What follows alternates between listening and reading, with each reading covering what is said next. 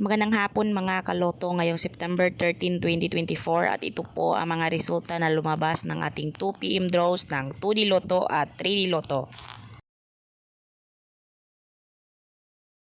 2D Lotto 2 PM draw result ngayong hapon ng September 13, 2024 at ito po ang mga sumusunod na lumabas.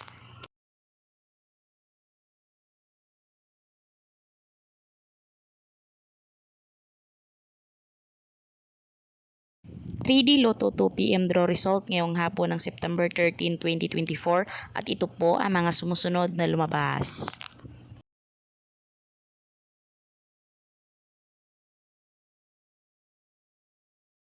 Congratulations sa lahat ng ating lucky winners and thank you for watching. I love you all.